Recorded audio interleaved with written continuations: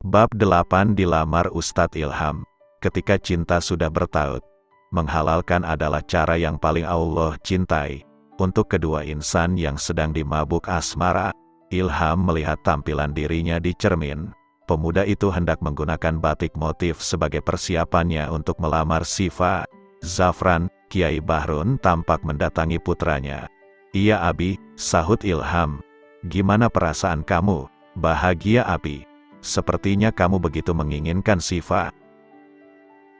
"Entahlah Abi, tapi setelah saya memutuskan untuk menikah, dan beberapa kali sholat istikharah, Sifa terus menghiasi mimpi saya, sehingga seperti apapun gadis itu, saya hendak menjadikannya pendamping hidup saya." "Usia kalian terpaut jauh loh, Sifa itu masih sangat belia, baru lulus sekolah, sedangkan kamu sudah matang 28 tahun, terpaut 10 tahun, jadi kamu pasti bisa ngomong dan memahami apa yang Sifa mau. Insya Allah, semampunya Ilham akan membimbing Sifa. Abi, doakan ya." Bi pinta Ilham sehingga Kiai Bahrun memeluknya dengan erat. "Anak Abi akan segera menikah." "Ya sudah, bersiap, sebentar lagi kita akan pergi ke kediaman Kiai Lukman. Abi keluar dulu." "Ya, iya Abi." Ilham nampak gugup, namun juga bahagia.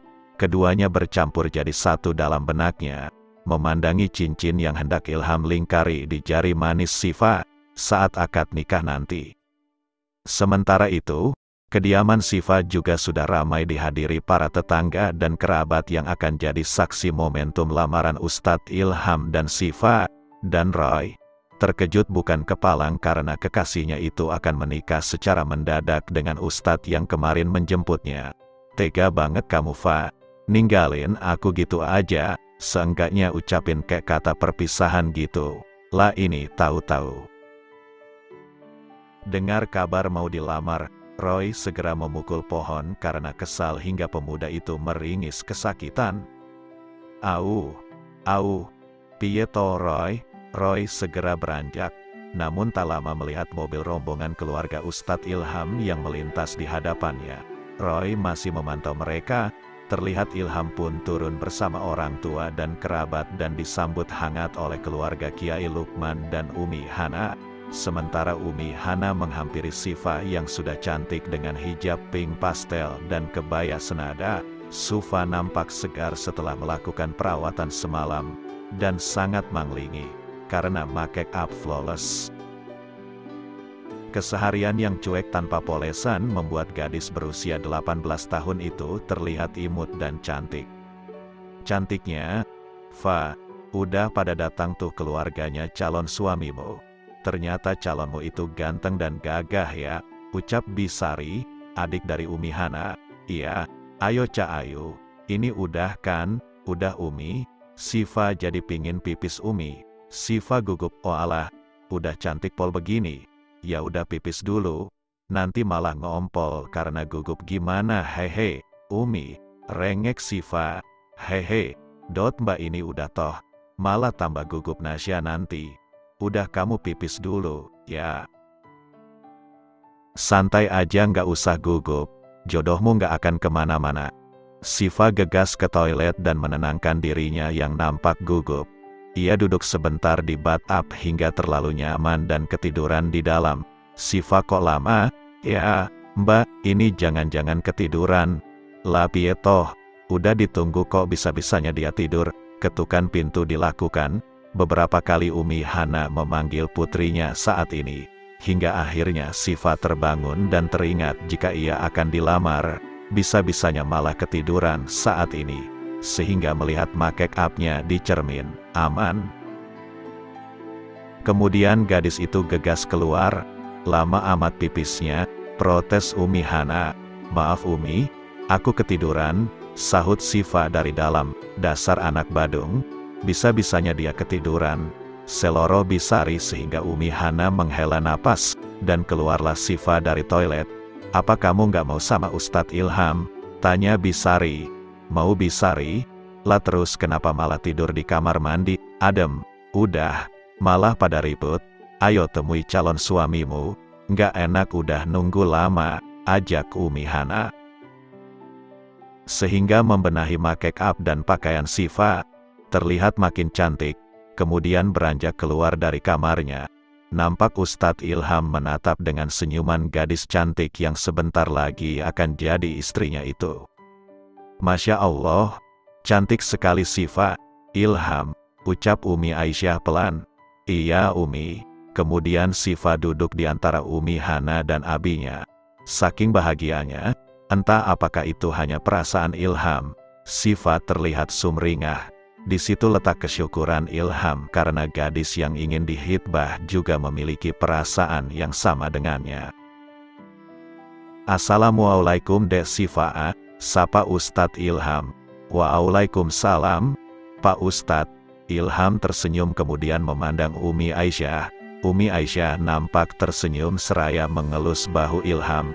Dek Siva, maukah Dek Siva menikah sama saya? Menerima pinangan saya untuk jadi istri saya? Mau, Pak Ustadz. Kok masih Pak Ustadz manggilnya? Bagaimana kalau Mas Ilham saja? Tanya Ustadz Adi, yang didapuk sebagai MC sebagai pemersatu dua keluarga saat ini.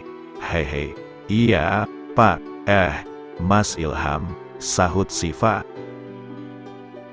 Gugup ya, Siva. Padahal balapan ini paling pintar loh.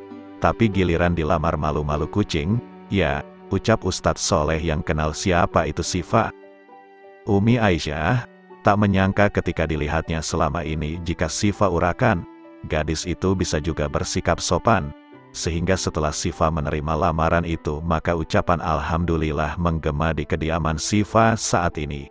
Setelah itu memutuskan untuk tanggal pernikahan yang akan dilaksanakan seminggu kemudian, dan akan dilaksanakan di kediaman Siva. Setelah resmi menjadi calon istri Ustadz Ilham, Siva nampak bahagia, menunggu seminggu lagi untuk persiapan resepsi pernikahan. Selama seminggu mereka dipingit, dan tak boleh kemana-mana. Namun ada yang kecewa, nekat mengetuk jendela kamar Siva, sehingga gadis itu membukanya. Roy, ngapain kamu di sini? Fa, kamu tega banget sih sama aku. Kok kamu ninggalin aku dan malah nikah sama Pak Ustadz? Tega kamu. Fa, apaan sih? Kita kan gak ada hubungan apa-apa, cuma gebetan. Udah pulang sana, usir Siva. Fa, ayolah, aku cuma mau ngobrol sebentar sama kamu. Tak lama Umi Hana mengetuk pintu, sehingga buru-buru Siva mendorong Roy hingga tersungkur. Roy kesal karena Siva menolaknya. Fa, kamu bicara sama siapa? Fa, kamu tega amat, sih. Oh, bicara sendirian? Umi, Siva segera menutup tirai sehingga Roy pun beranjak pergi meninggalkan kediaman Siva. Tak lama Umi Hana masuk dan melihat keluar jendela. Umi Hana curiga karena seperti mendengar obrolannya dengan Roy. Kemudian Umi Hana mengajak Siva duduk dan menunjukkan beberapa model gaun pernikahan kiriman dari Umi Aisyah. Cah Ayu, kata Umi Aisyah, ini ada beberapa model baju pernikahan. Kamu suka model yang mana? Kalau Mas Ilham katanya ikut kamu aja. Oh, coba Siva lihat Umi, bagus semua Umi. Mas Ilham pasti ganteng kalau pakai warna ini. Loh, kok malah ngebayangin Mas Ilham? Kamunya ini suka yang mana? Yang hitam aja Umi. Pingin ngerasain pakai paes. Terus sama yang ini Umi, warna biru muda. Akadnya sih udah pasti putih kan? Pecinta Doraemon, emang maunya biru ya? Aku kurang suka warna soft, Umi. Ya udah, nanti Umi sampaikan sama Umi Aisyah. Ya, iya Umi. Kamu nggak usah kemana-mana. Seminggu lagi kan hari pernikahanmu. Iya Umiku sayang, sahut Siva seraya mencium pipi Umi Hasa. Sementara itu, Ilham tengah mengurus segalanya termasuk WO.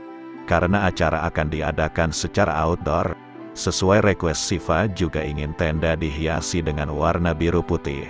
Ilham mengikut saja apa yang menjadi pilihan dari calon istrinya. Tak lama Umi Hana memberitahu soal pilihan Siva pada Ilham. Iya Umi. Oh, iya apa yang menjadi kesukaan Dek Siva? Ilham ikut aja. ucap Ilham setelah itu menutup sambungan telepon, setelah memesan urusan pelaminan pada WO1. Ilham kembali keluar dari tempat penyewaan, kemudian hendak masuk ke mobil lagi. Namun langkahnya terhenti karena melihat Roy tengah melipirkan motor di hadapannya. "Pak Ustadz, Assalamualaikum." "Mas Roy," sapa Ustadz Ilham. "Waalaikumsalam. Ada apa Mas Roy? Bisa kita bicara?" "Bisa. Kebetulan itu ada kursi.